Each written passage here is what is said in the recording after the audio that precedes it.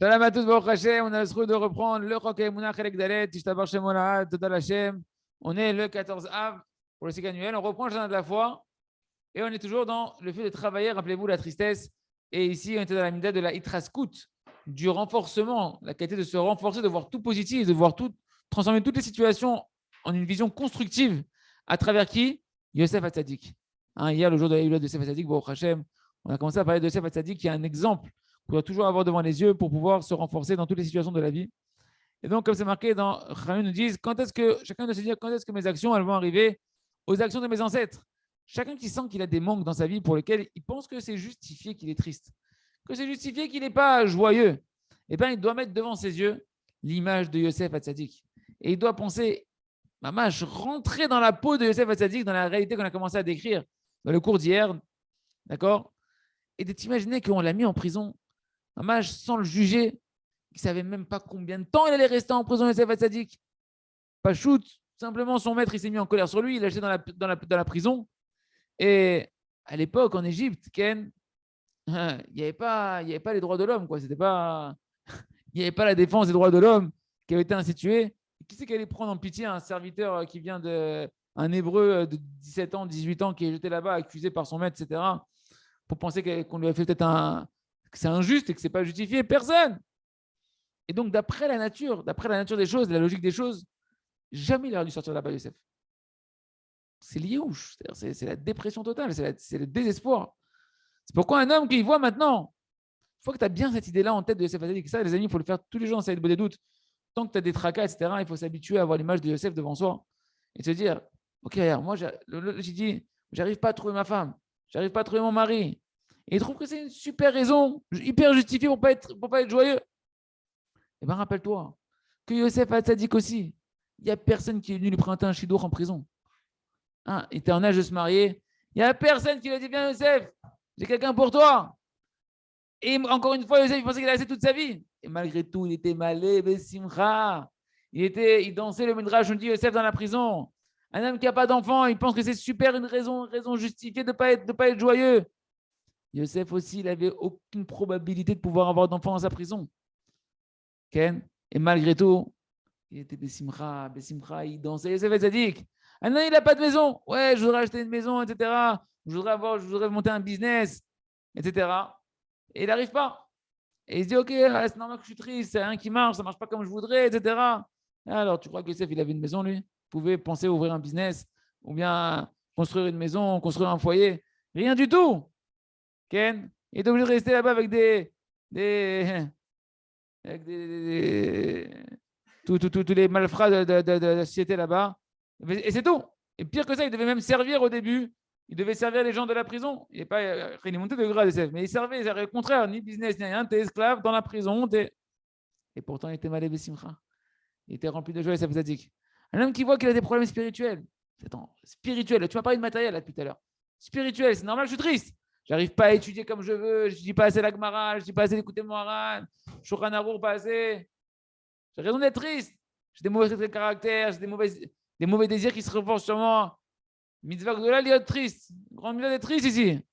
Sache que même Yosef Hatzadik, à son niveau à lui, c'était une descente spirituelle terrible, des empêchements infinis devant lui qui se dresse. Il ne peut pas étudier la Torah, c'est ça autour de lui, il ne peut pas prier. Il faut un endroit propre pour prier, impossible de prier, il ne peut faire aucune mitzvah. Rien du tout. Je crois qu'on a mis des tefilines là-bas. Je crois qu'on a donné à Yosef Hatzadik des tefilines, des matzot, rien du tout. 12 ans.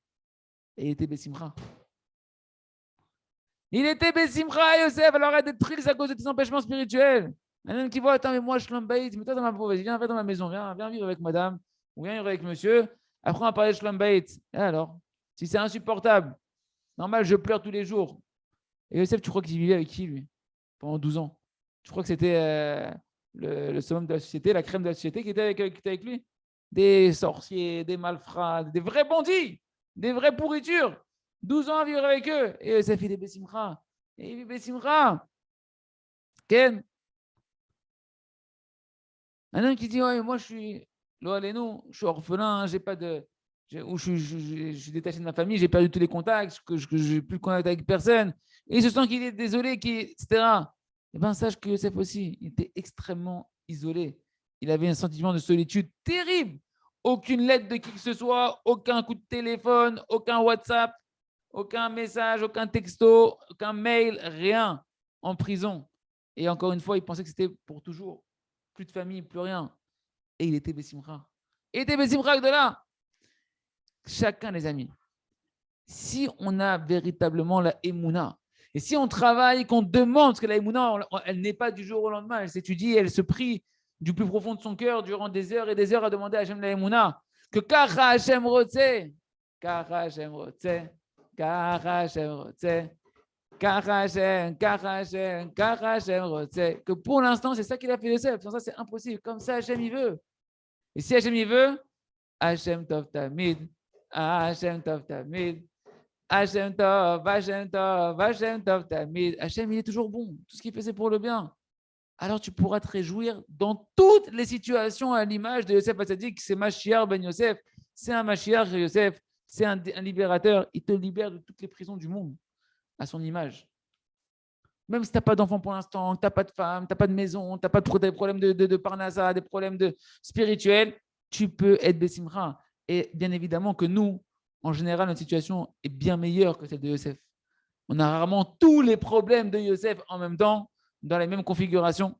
D'accord? Un homme, donc, il doit accepter avec sa émouna que c'est ça sa mission pour l'instant. Sa mission, elle passe par là. Et qu'en réalité, c'est simplement parce qu'une personne ne vit pas ça avec la émouna, que tu n'acceptes pas ce qu'Hachem veut pour toi, qu'une personne se retrouve au final à avoir son épreuve qui est insurmontable, son épreuve qui le plombe, etc., parce qu'il n'accepte pas sa mission et la providence divine qui se cache ici.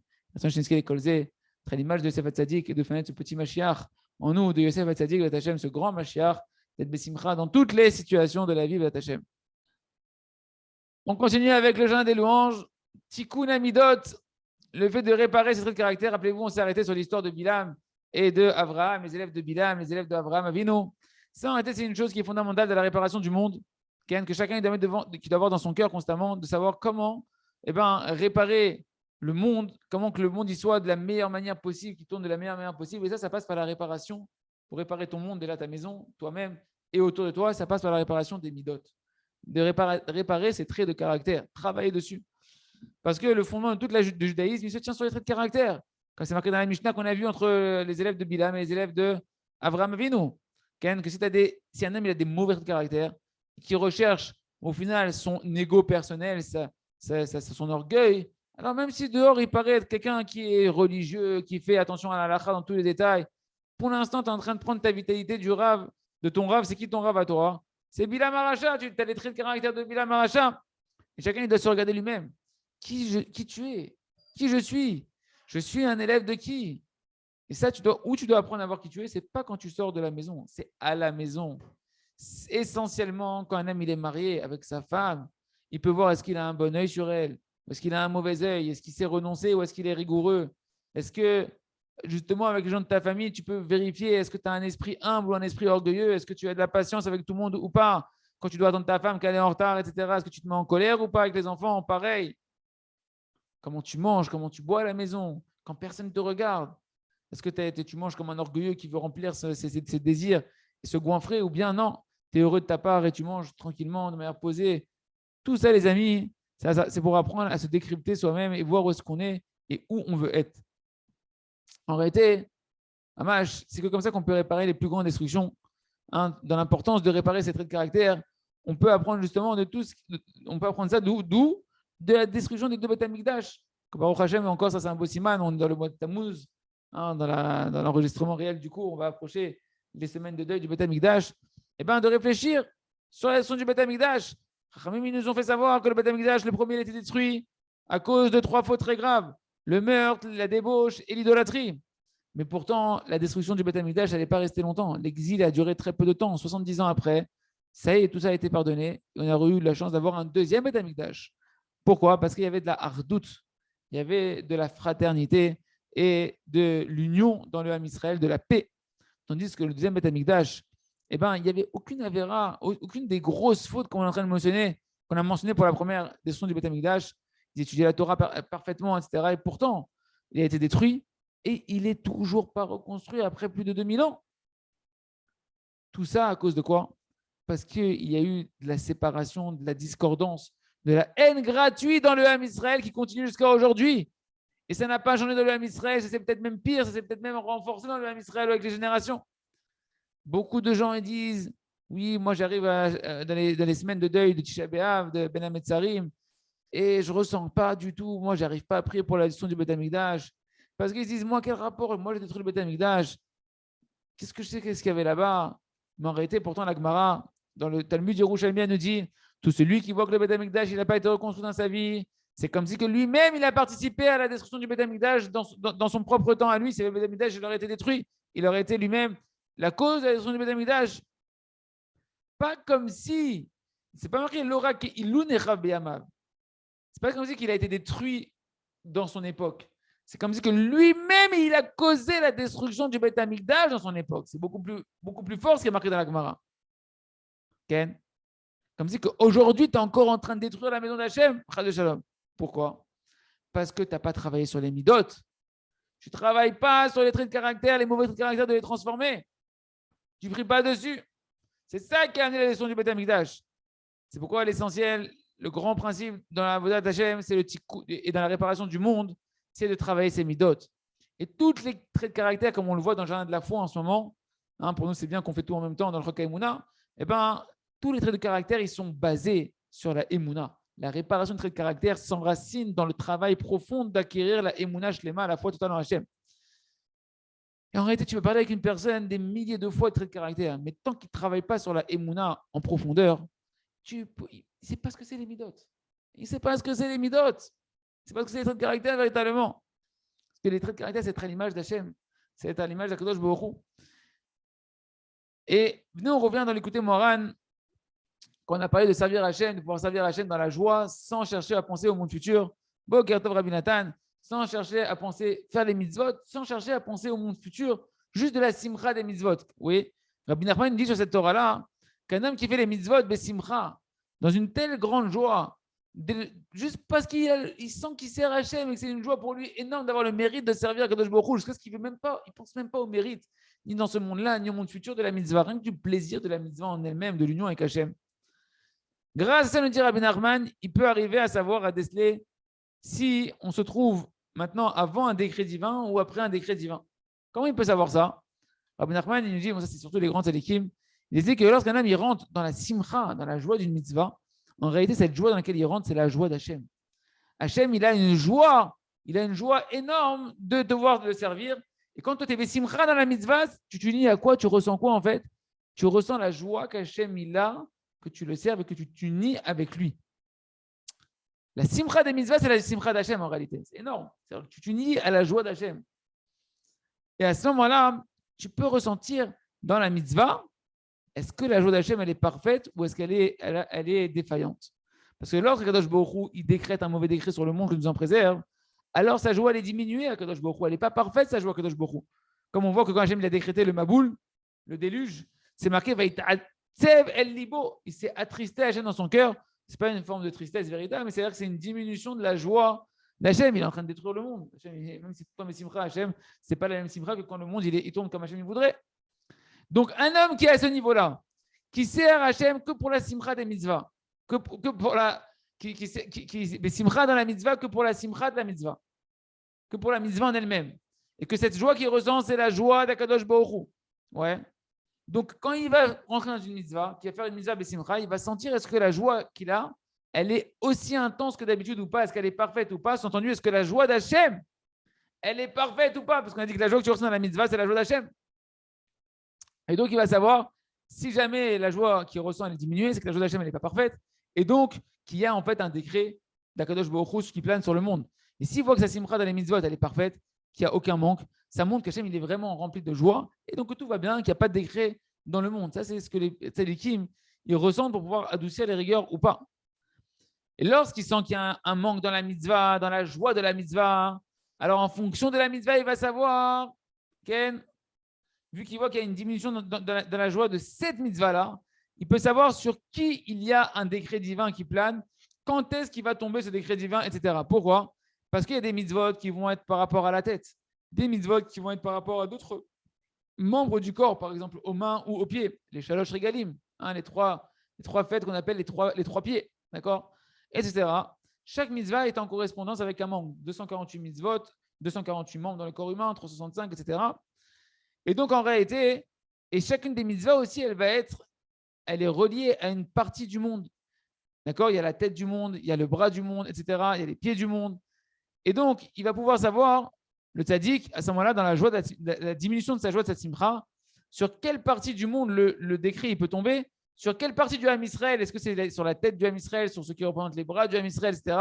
Et à quel moment de l'année ça va tomber, puisque les mitzvot vont fluctuer dans les moments de la journée, ce n'est pas dans les moments de la journée, des moments de l'année. Et donc, le tzaddik, il peut faire comme ça, en réalité, une description, une carte, une cartographie des xardines, des décrets divins, est-ce qu'il y en a, est-ce qu'il n'y en a pas, sur quand ça va tomber, où ça peut tomber, est-ce qu'on est avant ou après, tout ça, comment, par la joie ressentie dans la mitzvah. On ne comprend pas trop le rapport avec ce qu'on est en train de dire jusqu'à ce qu'on a dit avant dans la réparation des midot. On le verra, B'at Hashem, dans le prochain cours. À suivre, B'at Hashem. En tout cas, pour nous, de savoir que l'importance de réparer nos midot est que extrêmement important, que toute la Torah, elle est basée sur la réparation des midot. Et ces midot, elles se réparent avec la Emouna. On continue avec le livre à travers champs et forêts, B'at Hashem, pour que nous, nos femmes, nos petits-enfants, tout l'âme Israël, on puisse faire tous les jours 1 heure de Hitbot des doutes. Et aujourd'hui aussi, les trésors du roi, la salle des trésors du roi. Béhémet, en réalité, toutes les raisons qu'un homme il va se trouver pour courir dans la Hamida, pour aller vite dans sa prière, ce ne sont que des ruses, des stratagèmes du Yetzer Hara. Chacun, il peut voir qu'en réalité, concrètement, que dès que tu finis la tfila, pitom, tu es plus pressé.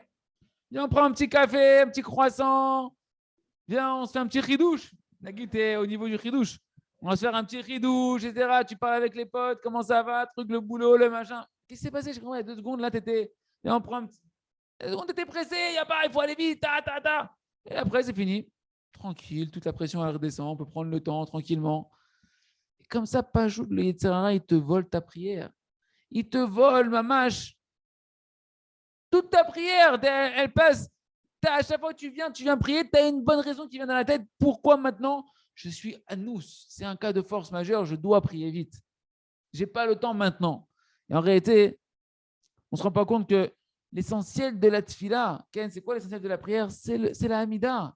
Alors c'est vrai que nous, on prend le temps, on se renforce toujours dans les psuké des Imra, de chanter un peu les psuké des Imra, de faire un peu de mélodie dans les psuké des Imra. Cher Moshe, on va chanter, etc. Machin.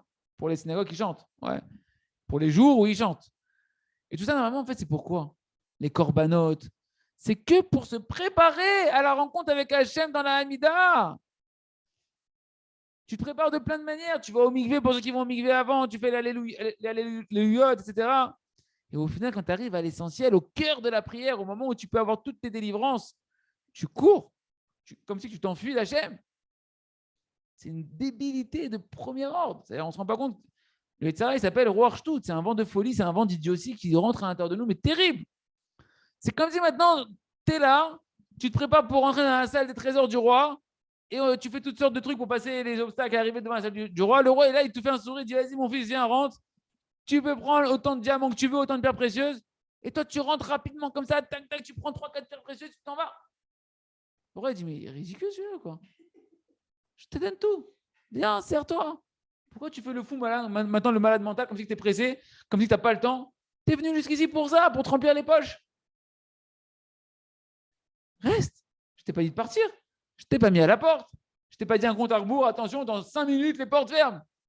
Non. Tu peux rester ici toute la journée si tu veux jusqu'à Mincha.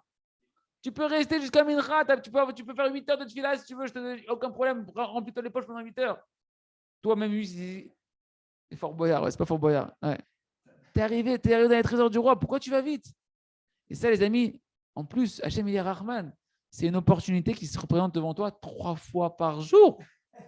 C'est-à-dire, et après, on dit ouais, pourquoi Hachem ne me donne pas? Pourquoi je suis un misken? Je suis oublié. On ne veut pas de moi. Pourquoi on ne veut pas de toi? On trouve les portes du palais, on trouve les portes de la salle des trésors 3 fois par jour. On ne veut pas de toi. C'est toi qui ne veux pas d'Hachem. C'est toi qui ne crois pas dans Hachem. Viens croire dans Hachem. Reste dans la Hamida. Répète les mots. Demande et confiance en Hachem. Pourquoi tu vas vite? Allez, Nagid Mincha, tu devais aider ta femme. Ah, ma femme m'a appelé, j'ai besoin de moi. Ok. Arvit, tu étais un peu fatigué.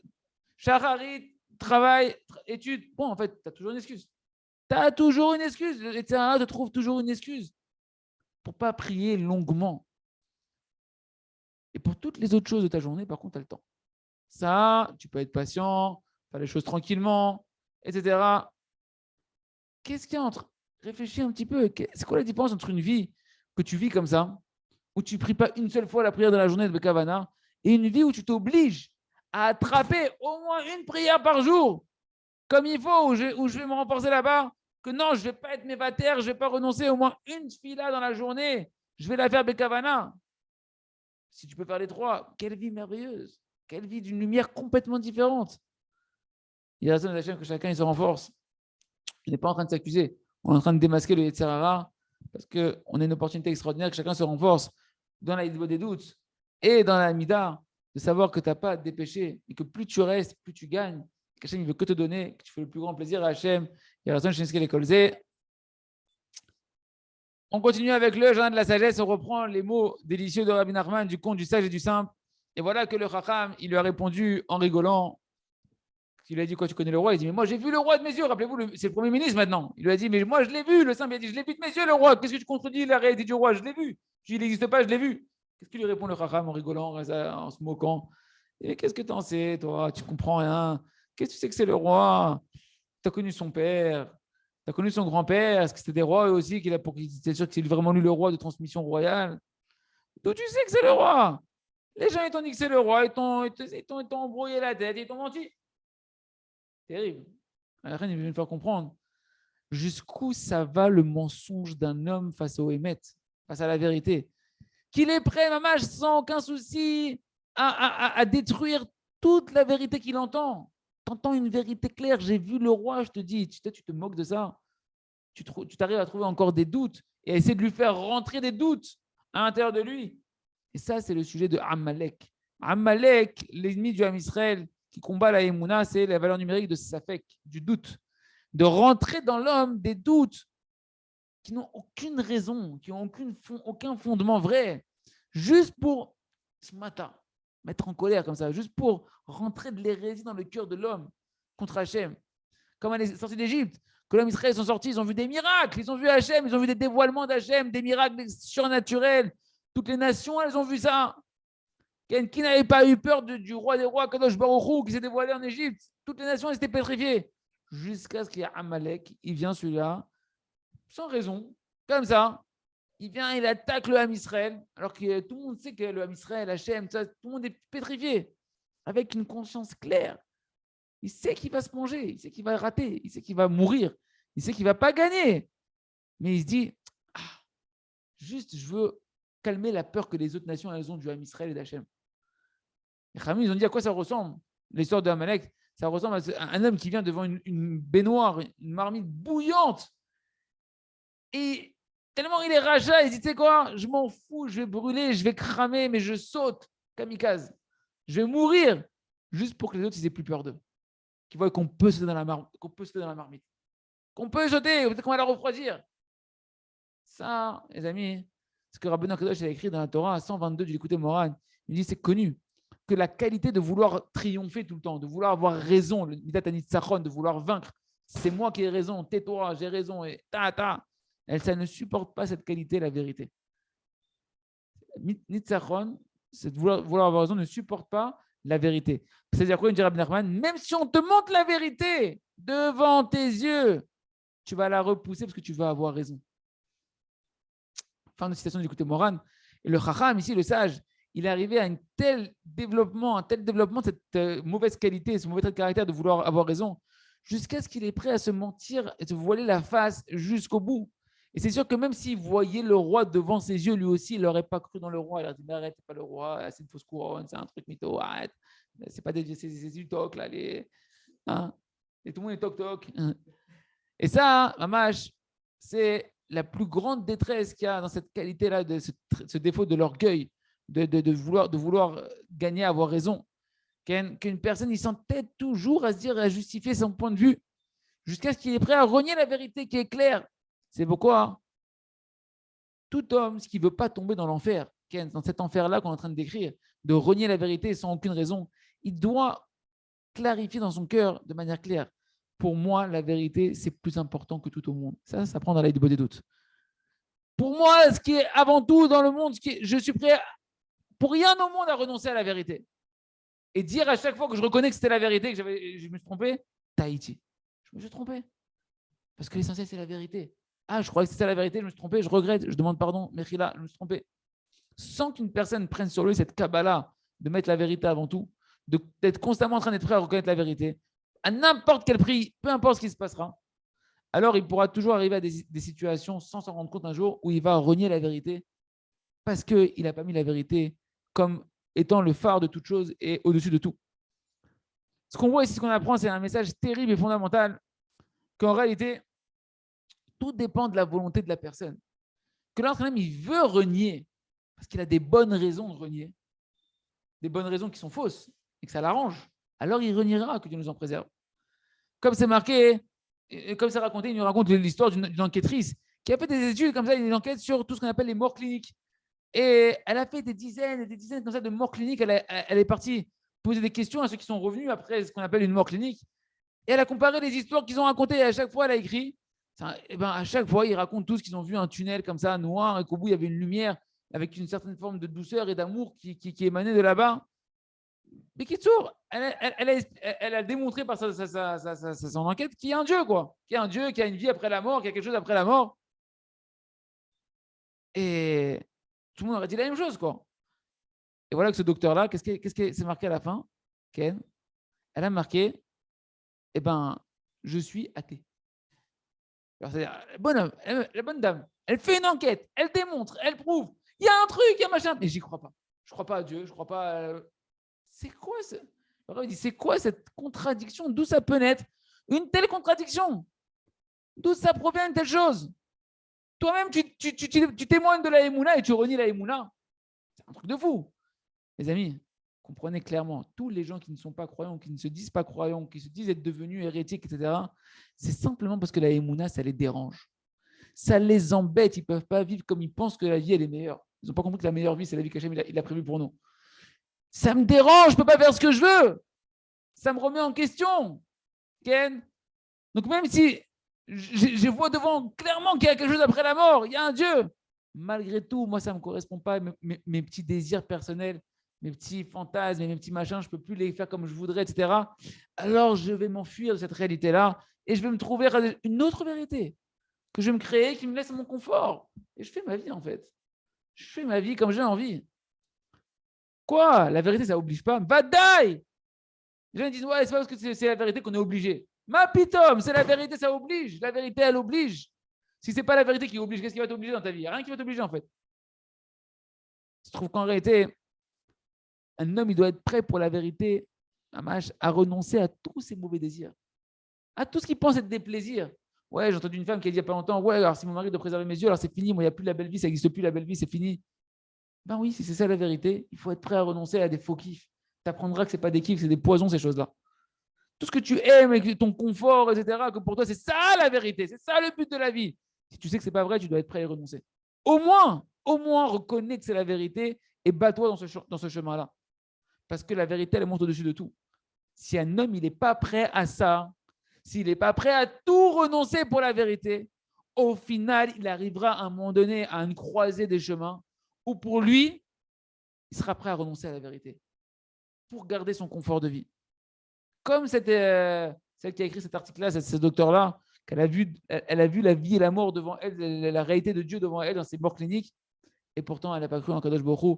Il y a Rassan Shiniske de faire attention à cette sagesse philosophique corrompue qui est à l'intérieur de nous, qui veut nous faire justement mettre des doutes dans la Emouna et laisser la vérité de côté, et toujours mettre comme phare de notre vie la vérité et se battre pour la vérité dans la Hitbo des doutes. On ne demande pas à un homme de se couper de sa vie du jour au lendemain, mais au moins dans la Hitbo des doutes, de savoir c'est quoi la vérité et de tendre vers la vérité. Et on termine avec le Sefer Ochada Jatzion Ta'ir Veniske Kolano Bimera Leoro. Eh bien, Tamid Imach, il a dit, David Ameler, je serai toujours avec toi à Hashem Yitbarach dans Tehillim. Tous les tzadikim, ils ont mérité d'atteindre des niveaux extraordinaires parce qu'ils ne se sont jamais déconnectés dans leur tête d'Akadosh Baruch Hu, ne serait-ce qu'un seul instant. C'était leur travail. C'est tout le temps connecté à Hachem. Quand David Amelech, il dit à la Vachalom, que Hachem, il était tout le temps avec lui. Mais pourquoi Hachem était tout le temps avec lui? Pourquoi David Amelech, il a mérité que Hachem n'est pas tout le temps avec nous? Hachem, il est tout le temps avec nous. La différence, c'est que David, il était tout le temps avec Hachem. Il a dit, Vani, Tamidimach. Et moi, je suis toujours avec toi, Hachem, dans le Télim 73, verset 23. Yosef Hatzadik, il était tellement attaché à Hachem que même dans les endroits, comme on a vu, bon, Hachem qu'on fait des livres en même temps, donc ça se recroise. Je t'aborde chez Molahad. Dans les endroits les plus obscurs, en Égypte, même avec Potiphar, qui était un raja, c'était une écorce du mal très très dure, qui était remplie d'idolâtrie, d'impureté terrible. Malgré tout, il voyait là-bas Hachem, les yeux dans les yeux. Yosef Hatzadik. Hachem était avec Yosef, parce que Yosef était avec Hachem.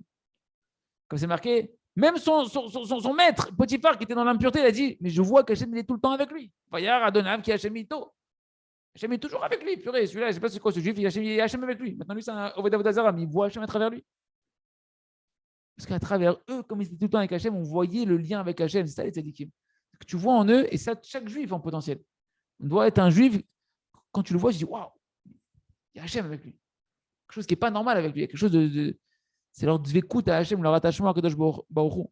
C'est pas pour rien qu'on appelle ça les 7 bergers, les grands tzadikim, les 7 bergers de la Emouna. Pas pour rien que la Torah, pour Abraham Avinu, chaque fois qu'il a levé les yeux, il y a un verset. Sinon, tout le temps, il avait les yeux fermés. Abraham Avinu, chaque fois qu'il a ouvert les yeux, il y a un verset qui le dit 3 fois, c'est tout. Tout le reste, il avait les yeux fermés. On ne sait même pas Sarah Imenu. Et là-bas, on doit chercher, nous, à aspirer d'arriver. Au moins, si on n'est pas de ce niveau-là, d'espérer, de savoir que c'est la vérité, d'avoir cette direction-là. Qu'est-ce que ça veut dire de vouloir se détacher d'Hachem, d'oublier Hachem? Tout a vu qu'il y a un lien comme ça de vouloir aller dormir pour oublier Hachem, je vais me déconnecter. J'ai besoin de me déconnecter un petit peu. Ça, c'est la mauvaise vision du sommeil. D'accord? Est-ce que vous avez déjà vu un homme qui est dégoûté de vouloir respirer et qui veut arrêter de respirer? Ça n'existe pas. À part que ça sent mauvais, etc. Mais tu veux quand même respirer ailleurs. Tu ne veux pas t'arrêter de respirer. Eh bien, un homme pareil, il doit avoir la conscience que Hachem, c'est sa respiration, Hachem, c'est sa vitalité, et l'envie d'être constamment en train de respirer Hachem, d'être constamment connecté à la vie. Je ne peux pas m'arrêter de mon oxygène. Hachem, c'est l'oxygène du monde. C'est l'oxygène de la vie. Je ne veux pas me déconnecter. Quand c'est marqué Kol Neshama Ta'alelia, toute âme va te louer à Kadosh Baruch Hu. C'est quoi toute âme? Neshama, c'est Neshima. L'âme, c'est la respiration. Sur chaque respiration et respiration, merci Hachem. Merci Hachem. Pourquoi merci Hachem? C'est lui qui me fait respirer, c'est lui qui me vitalise. C'est un cadeau. Reste connecté. Tu es connecté. Tu sais ou tu ne sais pas, tu es connecté. C'est ça ta vie. C'est marqué dans le Réchit Rabbah. Et au moment du sommeil, je dois rester connecté à Kadosh Baruch Hu. Comme c'est marqué dans le Midrash, la Neshama, qu'est-ce qu'elle fait au moment du sommeil? Elle monte et elle va. La Neshama qui remplissait le corps, au moment où l'homme il va dormir, elle monte et elle va faire quoi? Elle va puiser une vie spirituelle d'en haut. Elle va aller puiser de la vie pour redescendre et redonner de la vie à l'homme. Ça veut dire quoi? Quand tu vas dormir, toi aussi, tu dois être dans la dimension de ce que ta Neshama, elle aspire à faire et ce qu'elle doit faire. C'est-à-dire quoi? Monter pour aller s'attacher à la source de la vie, pour aller puiser de la vie spirituelle et matérielle là-haut vers Kadosh Baruch Hu. Celui qui va dormir et qui oublie Hachem au moment où il va dormir, c'est comme si il disait à Hachem, ça y est, baraka, on fait la pause.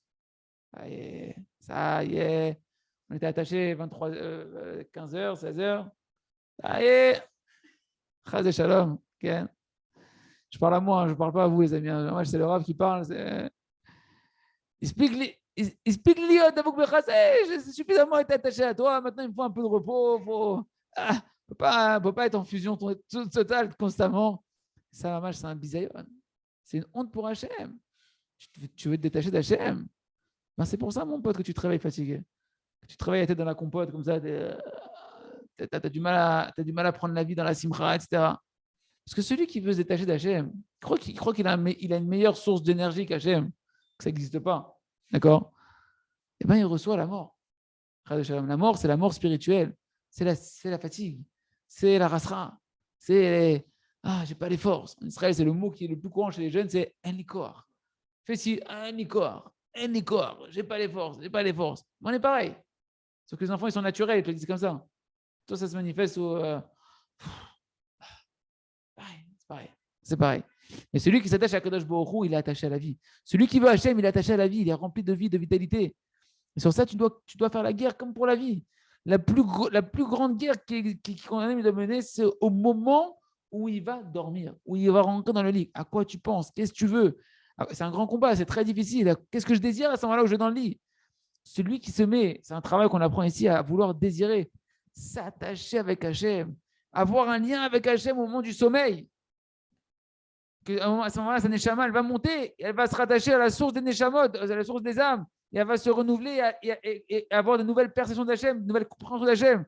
Celui qui veut dormir, alors c'est-à-dire qu'en fait, il n'a pas envie de ça, il a envie de se détacher d'Hachem, que nous en préserve. Et à ce moment-là, qu'est-ce qui se passe? C'est les forces du mal qui prennent sa Neshama. C'est les forces du mal qui vont l'attacher, non pas à la source de la vie spirituelle, mais à tout le mal de ce monde-là, il va s'attacher. C'est ça qu'il y a des tzadikim, quand ils vont dormir, ils sont dans la yeshiva céleste. Mais comment ils font ça? Tout le monde peut faire ça. Il faut vouloir ça. Il faut vouloir s'attacher à Hachem. Et là-bas, ils étudient la Torah. De l'autre côté, il y en a d'autres que quand ils vont dormir, ils transgressent toute la Torah dans leur sommeil. Parce qu'ils sont partis dormir en voulant se séparer d'Hachem. Un homme dans le sommeil, il peut mériter des choses extrêmement élevées. Comme les prophètes qui avaient leur prophétie au moment du sommeil. Comme c'est marqué dans Bamidbar 12, Bachalom Adaberbo, dans le rêve, je vais lui parler. Hachem peut te parler dans tes rêves. Il peut te parler dans tes rêves. Ou bien ça peut être tonton Sam qui veut te parler dans tes rêves. C'est le Satan, qui peut venir te parler. Ça dépend à qui tu veux parler quand tu vas dormir. Où tu vas te connecter. Si c'est comme ça, le moment où je vais sur le lit, c'est un moment de guerre énorme, un des plus intenses de la vie, de la vie d'un homme, que ça va fixer en réalité toute la journée qui va venir derrière et toute ta vie. C'est une guerre de la volonté et c'est un travail au moment où je vais dormir. C'est quoi ce travail? On le résume ici en quelques lignes. Le Rav nous fait un très beau résumé. Lorsqu'un homme il va se mettre sur le lit, il doit désirer s'attacher à Kadosh Baruch Hu, il doit se renforcer, un match de désir puissant, d'une volonté très très très forte. Que sa neshama, lorsqu'il s'endort, il s'endort avec ces désirs-là, et sa neshama, elle part avec ces désirs-là au moment où il va dormir pour s'attacher véritablement à Hachem. Mais le Yetzer Hara, lui, il vient à ce moment-là, il essaie d'attraper la neshama et de la rentrer dans quoi? L'envie de dormir. Tu vas dormir, quoi qu'il arrive, tu vas dormir, mais n'aie pas envie de dormir. Et envie d'Hachem quand tu vas dormir. Dormir, on ne t'a pas dit de pas dormir, tu es sur le lit, tu vas dormir, ta batterie elle est à plat, il n'y a pas de problème. Qu'est-ce que tu veux? Et ça, c'est là où le front de la guerre il se tient. Est-ce qu'un homme il va gagner à ce moment-là et désirer une volonté forte et unilatérale de vouloir s'attacher complètement à Kadosh Baruch Hu, jusqu'à ce qu'il part complètement attaché à Hachem quand dans son sommeil? Ou bien c'est les Tzara qui prend le dessus et qui rentre en l'homme quoi? Tout simplement une volonté de dormir pour dormir et se déconnecter. Ken. Et à ce moment-là, il est capturé, que Dieu nous en préserve, par les forces du mal au moment où il s'en va dans son sommeil. C'est un combat ici extrêmement dur. Il faut se tenir devant Hachem et prier à Kadosh Baruch Hu. Hachem, aide-moi à être un soldat, à être un guerrier, à avoir des volontés énormes, de vouloir m'attacher à toi et de ne pas m'endormir en voulant dormir. Et prier à Kadosh Baruch Hu, maître du monde. Aide-moi, à ne pas m'arrêter de vouloir, de te désirer. Il y a Hachem qu'on puisse aller dormir de cette manière-là et passer des rêves extraordinaires où on apprend la Torah, où on se réénergise dans Kadosh Baruch Hu et revenir pour une vie beaucoup plus intense, Hachem, et remplie de vitalité, Chazak, Venit Chazek.